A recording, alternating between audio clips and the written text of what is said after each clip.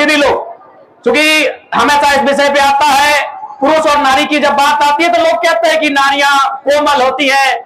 और अक्सर कविताओं में देखिएगा, शेरो शायरी में आप पढ़िएगा, जब एक स्त्री की बात आती है तो कोमल, सरल, नाजुक इन शब्दों का प्रयोग किया जाता है।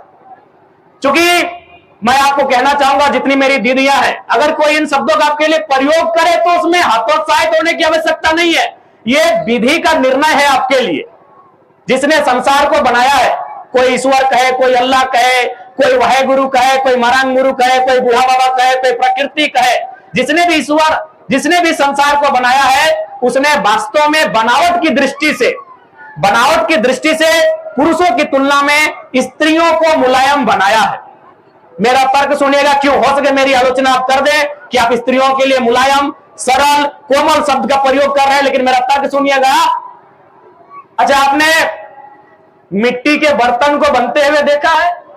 अच्छा, अगर एक बात बताइए, अगर मिट्टी कठोर है तो क्या वो बर्तन बनेगी? नहीं बनेगी ना। यानी मिट्टी को पानी में गीला करना पड़ता है, यानी कोमल।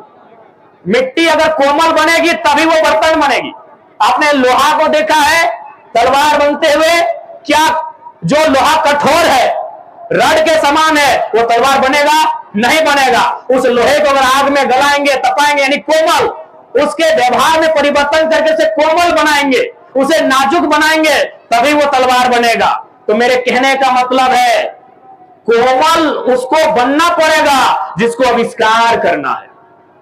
आप बिना कोमल बने, बिना सरल बने, बिना कोमल बने आप आविष्कार नहीं कर सकते हैं। आप देखो, जंगल की लकड़ी को ले आइए, वो लकड़ी तभी सीधी होगी, जो लकड़ी टेढ़ी है वो लकड़ी तभी सीधी होगी जो कच्ची हो, यानी कोमल हो। अगर वो सूख जाएगी तो टूट जाएगी, लेकिन सीधी नहीं होगी। इसका मतलब क्या है? अगर आपको आविष्कार करना है, आविष्कार मतलब सृजन, आविष्कार यानी नया, तो आपको कोमल बनना पड़ेगा। और